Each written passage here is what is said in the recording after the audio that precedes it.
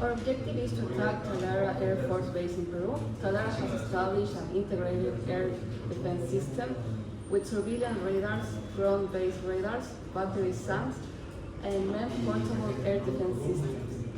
Units protecting SEMA Peru, located in a coastal area and dedicated to the manufacture, repair, and maintenance of civil, commercial, and military aircraft, attached to the Peruvian Ministry of Defense. The objective is to reduce the mission capable rate, as these facilities are specifically used for the maintenance of military aircraft in direct support of offensive operations. It has been established as a center of gravity because without one of these major aeronautical industries, the capacity to generate air power is reduced and leadership is affected, striking one of its key points. Its critical vulnerability is an air defense radar network.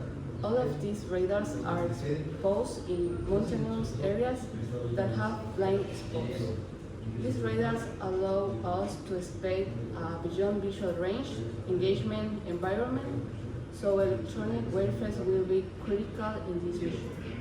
The Ecuadorian Air Force will carry out a strategic attack and conduct recognized missions to identify sites with SAM, which have infrared and laser guide missile capability.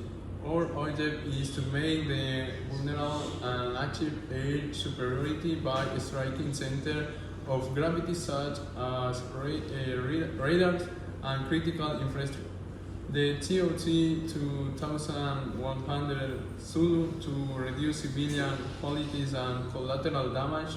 The neighboring country has a larger air capacity close to ours, so this will be parallel operation applying a principle of air patch edge and mass attack.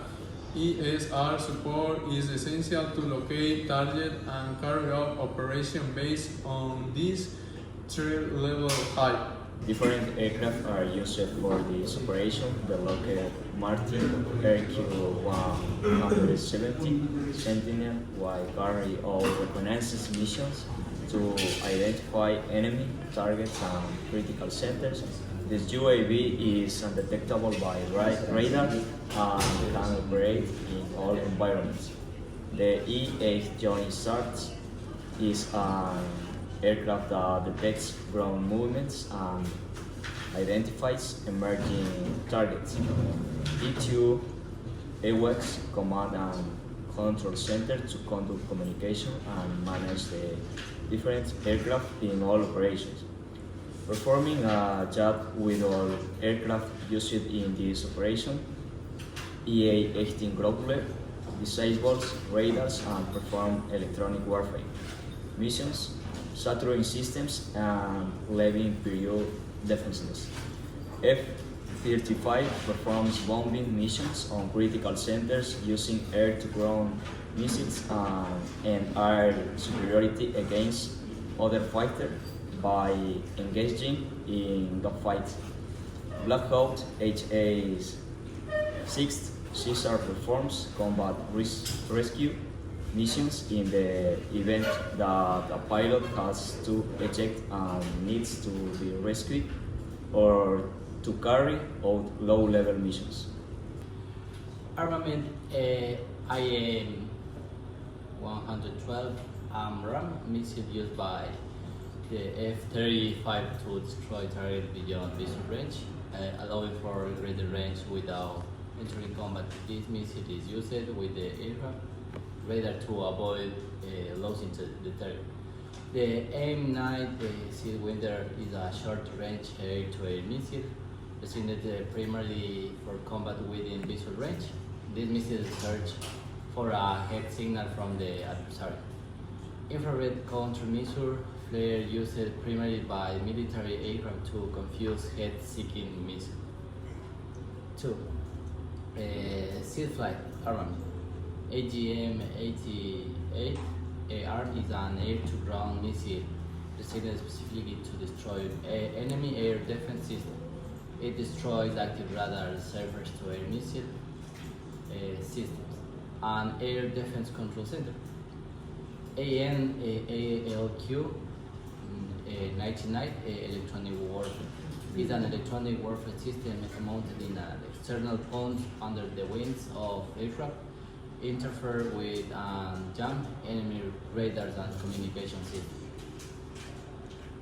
AGM-65 Maverick air-to-ground is a precision air-to-ground missile for destroying tactical targets.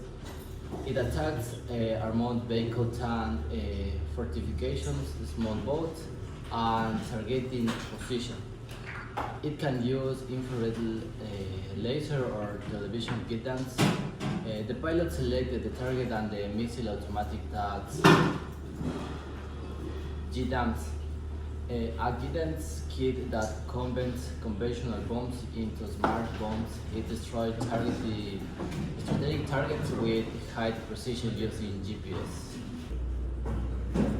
Commander's objective: the invasion of Peru with military troops in Zumba has created hostiles with Ecuador. So, the President, together with the Ministry of Defense and the Ecuadorian Air Force, decide to attack before Peru, since the neighboring country has enough weapons and bomber aircraft that Ecuadorian defense gotten now be sufficient in the event of a possible attack.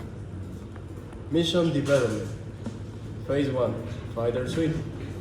The fighter flight detects 2 BBR contacts and fires AIM-120 missiles.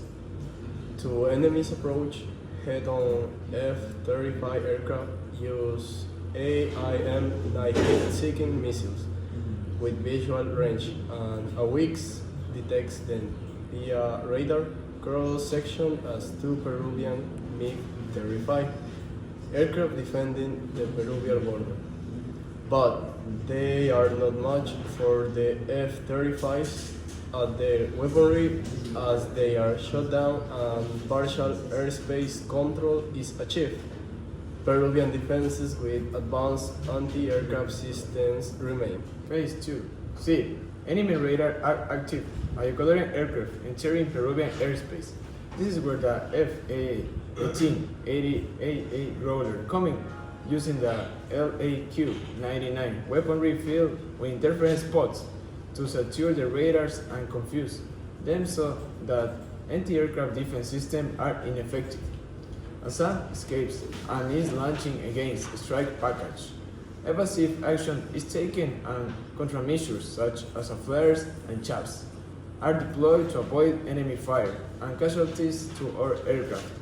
The F-18 aircraft saturates the enemy radars and disable them, while the F-35 aircraft destroy these critical points with AGM-88 missiles.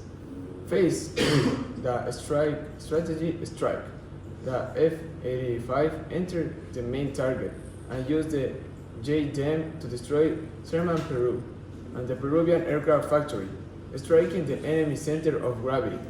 During one of the bombing, a manpad is used to shoot down one of our aircraft. So we will carry out Caesar missions to rescue the crew. The target was destroyed, but the mission is not over yet. Phase 5. Rescue and search. HA-16 Black Hawks helicopters escorted by F-35 aircraft descend to 100 feet and carry out Caesar missions. The battle damage assessment confirmed the operation activities, strategic and tactical objectives, neutralizing the enemy's center of gravity and significantly degrading the SAM system, which allowed for the establishment of air superiority and area of operation. The mission was executed with excellent coordination by the Joint Air Attack Team, meeting the time of the target with the precision and effectively employing BBR missiles, armed missiles, and precision artillery to surface weapons which ensure the effectiveness of the attack. However, 12 casualties were reported as collateral damage, a situation that requires evaluation under the rules of international humanitarian law. Among the lessons learned, the need for greater ISR integration for early detection of manpads threats stand out, although excellent use of countermeasure was even strategically the operation resulted in the significant reduction in the enemy's operational command level, a medium psychological impact, and notable decrease in an enemy's morale.